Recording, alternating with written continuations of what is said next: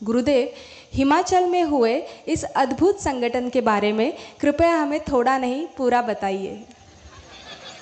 आप वहाँ के लोगों से पूछो, वो बताएंगे, वो अच्छा रहेगा। ठीक है। हाँ गुरुदेव, चेतना के 3 स्तर बताए गए हैं: स्वतंत्र चेतना, संकल्प रूप चेतना और प्रतिबिंबित चेतना। कृपया इसके बारे में बताइए। चेतना के तो अनेक रूप है, अनेक रूप, एक नहीं है। हाँ? सब कुछ चेतना ही है, जितना जो भी है, पेड़ पौधे, पशु पक्षी प्राणी, सब कुछ चेतना से ही बना है। चेतना माने इतना समझो, एनर्जी, ये समझो, ऊर्जा। और वो ऊर्जा मरी हुई ऊर्जा नहीं है, उस ऊर्जा में जीवन है, शक्ति है। उस ऊर्जा या वो शक्ति जीवित है ना। वो कैसी शक्ति है?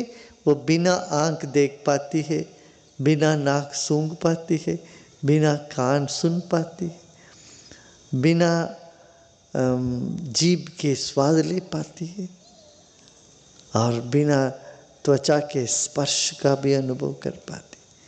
तो उस सारे जो अनुभव तुम अपने पंचेंद्रिय से करते हो, बुद्धि से करते हो, ये सब चेतना की तो है, और चेतना ही तो करती है। इसलिए सारा जगत चैतन्य से भरा हुआ। और वो चैतन्य के साथ एक हो जाना या चैतन्य को पहचानना, वही ध्यान है।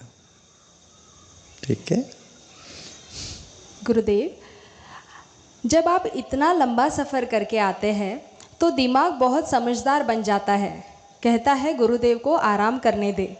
लेकिन दिल कहता है पहले दर्शन, बाकी बाद में, और बस फिर हम रास्ते में रुक जाते हैं। गुरुदेव, दिल दिमाग की इस खींचातानी का समाधान क्या है? इस सदियों की पुरानी खींचातानी है दिल और दिमाग की। इसका कोई सल्यूशन ही नहीं है। इसका कोई ये सांस और बहों की खींचातानी है। ये सदियों पुरानी है। दिमाग हमेशा नया चाहता है, दिल पुराने की ओर झुकती है। पुराने चीज़ों पर दिल गर्व करे तो नए चीज़ों पर दिमाग गर्व करता है ना। इसलिए पुराना दोस्त और नए ताज़ा खाना। कोई ये नहीं कहते पुराना खाने पर कोई गर्व नहीं करता, बोले ताज़ा ताज़ा बनाया है, बहुत ताज़ा ताज़ा नया। दिमाग नया चाहता है, दिल अरे हमारे बहुत पुराना पहचान है, पुराने मित्र। तो ये जीवन का धार्य ऐसा है, दिल कुछ और दिमाग कुछ। इसलिए धीरज रखना चाहिए, सब्र रखना चाहिए। गुरुदेव, हमारे गांव में बालों को लेकर बड़ी उलझन है। गुरुवार को नहीं धोना, शुक्रवार को नहीं काटना, पूजा में नहीं खोलना। क्या सच में बाल हमारी चेतना पर इतना गहरा प्रभाव डालता है? अरे भाई, ये सब रीति रिवाज है, इससे अध्यात्म से कोई संबंध नहीं। अब ये दक्षिण भारत में बिना सिला हुआ कपड़ा पहन के पूजा करते हैं। अब उत्तर में जाओ, बद्रीनाथ में सब कोट पहन के पूजा करते हैं। इसलिए स्थान की मर्यादा है, स्थान और समय के हिसाब से ये रीति रिवाज बनता हुआ गया है ना। हम इस पे इन चीज़ों में बहुत पढ़ना नहीं चाहिए। बाल खुले रहे, इस दिन काटे ना काटे, ये सब लेकिन क्यों इतना उलझ जाते हैं? ये सब बदलता। इसीलिए श्रुति और स्मृति, इनमें दो भेद है। श्रुति है जो वेद से जो निकला। स्मृति समय समय पर महापुरुषों ने या ज्ञानी लोगों ने या राजा लोगों ने एक नियम बनाया। अब हिंदुस्तान में कीप लेफ्ट बोलते हैं, सब जगह बाएं तरफ चलते हैं। लंदन में बाएं तरफ चलते हैं, यूरोप में जाओगे तो दाहिने तरफ चलेगी। गाड़ियाँ दाहिने तरफ चलती है यूरोप में, अमेरिका में दाहिने तरफ चलती है, साउथ अमेरिका में दाहिने तरफ चलती है। तो ये सब नियम हम लोगों ने बनाया ना, समय और काल के हिसाब से ये सब चलता है। अब तो घड़ी भी आगे पीछे हो जाती है अमेरिका में, 1 घंटे पीछे मोड़ देते हैं, 1 घंटे आगे कर देते हैं। हाँ, क्या 2 नवंबर को, क्या 2 अक्टूबर, 2 नवंबर को घड़ी पीछे हो जाती है, माने आपको 1 घंटा ज़्यादा मिल जाता है। ये सब भ्रम है, घंटा कहाँ ज़्यादा मिल सकता है। हमने घड़ी घुमाया और मानने लगे अभी 11 बज गया, पीछे घुमा दिया 12 बजने के बाद, फिर 11 बजने लग जाता वही घड़ी में। तो ये सब अपना सुविधा के लिए हम लोगों ने बनाया।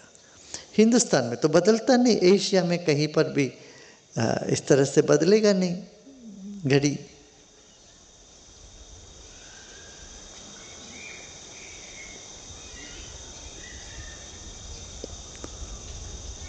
है ना। गुरुदेव, डॉक्टरों को जीवन बचाने की शपथ दी जाती है और जब वही आतंकवाद की राह पर चल पड़ते हैं तो यह अत्यंत चिंताजनक है। यदि शिक्षा भी ऐसी सोच को बदल नहीं पा रही हो तो इसका क्या समाधान है?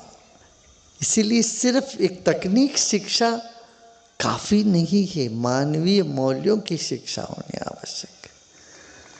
कोई डॉक्टर बन गया, इंजीनियर बन गया, क्या तुम शिक्षित समझते हो इनको?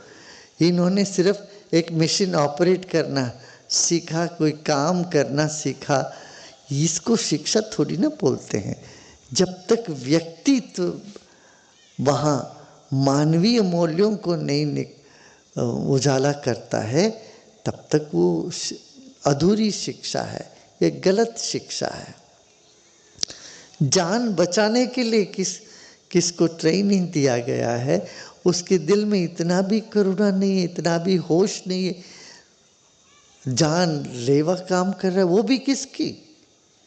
ना दुश्मन की, किसी मासूम लोगों की जान ले रहे हैं जिनका कोई लेना देना नहीं किसी चीज से। ऐसे आम आदमी की जान लेवे, ये तो डॉक्टर शिक्षा की अधूरीपन को दर्शाता है। वैसे जहां मैं जानता हूं ऐसे ऐसे डॉक्टर अपने कट्टर विरोधी की इलाज किए हैं। कट्टर विरोधी है, कोर्ट में लड़ते थे, फिर उन्हीं से उन्होंने इलाज करवाया। ये सच बात है। एक बार हम मिले थे, एक डॉक्टर, बहुत वो VHP के डॉक्टर प्रवीण तोगाड़िया जी, ये सर्जन है, हार्ट सर्जन, और उन्होंने वहाँ के जो इमाम, उनका हार्ट ऑपरेशन किया। एक नहीं, कई लोगों के। कोर्ट में तो लड़ते थे। जहाँ डॉक्टर की काम हो तो इलाज करनी पड़ी। वो ये नहीं देखते थे कि ये मुसलमान है, ये हिंदू है, ईसाई है। सबको पूरे लगन से, ध्यान से उनका इलाज करते थे। ऐसे ही मैं एक डॉक्टर को जानता हूँ अमेरिका में, डॉक्टर शर्मा। उन्होंने वहाँ के डॉन को ऑपरेट किया, heart operation. Most wanted don थे अमेरिका में, न्यू जर्सी में, इटालियन माफिया। उसका ऑपरेशन किया।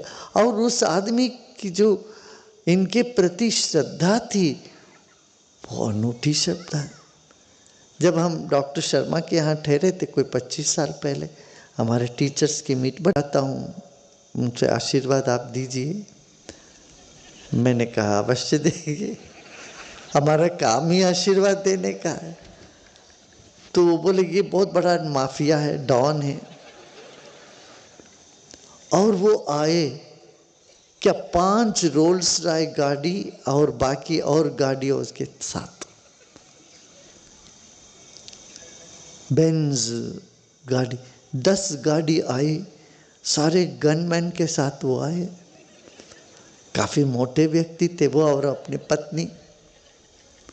डॉक्टर साहब बोले ये हमारे पोप जैसा है, आप इनके चरण छुओ। वो बोले लेट मी डू, वो कहते थे let me do it correctly, is it correct? वो नीचे झुके, no no you bend more.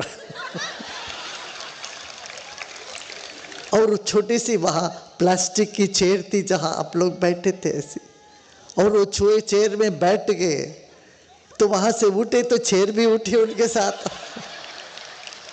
Chair लग गई थे उनके पीछे। वो और उनकी पत्नी दोनों बड़े मुश्किल से वो फिर नीचे। मैंने कहा इसे जरूरत नहीं, हाथ जोड़िए। मगर वो बोले no no no no. Boss बोलते थे डॉक्टर को, I listen to the boss. I said don't worry, you just do hands like this. बड़ी मुश्किल से घुटने टेकी, माथा टेका, उन्होंने पाँव पकड़ा, प्रणाम किया। I want to do it everything correct, ये सब कुछ मैं ठीक करना चाहता हूँ। बोले ठीक से करूँगा। प्रणाम करके फिर उनको उठाने में 4 लोग लगे।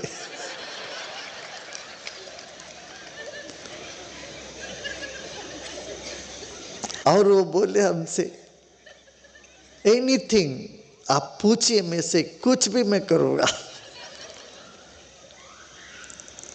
अमेरिका में एनीथिंग बोलने से खतरनाक है, माने कुछ भी कर लेंगे। आपको क्या, आप ऑर्डर दीजिए, क्या बताइए। मैंने हम कहीं भी जाके कुछ भी हड़प लेंगे, कुछ भी कर लेंगे, कुछ भी आपके लिए करने के लिए तैयार है। कहने का मतलब यह है कि एक डॉक्टर के प्रति समर्पण जो है वो वैसे, वो जो बात है वो इस विश्वास से है कि ये व्यक्ति भगवान के अवतार है, ऐसा भाव है। इसीलिए कहा गया वैद्यो नारायणो हरि, वैद्य नारायण है, शरीर को बचाने वाला है और ईश्वर है। हमारे जान को वैद्य, हमारे जान को बचाने, वैद्य हमारा जान को बचाने वाला है, प्राण बचाने वाले, इसलिए हरि है, वो नारायण है। इस तरह का भाव रहता है। और ऐसे वैद्य मासूम लोगों का जानलेवा जैसे काम करे, ये कहीं भी सुना ही नहीं इससे पहले। आप देखेंगे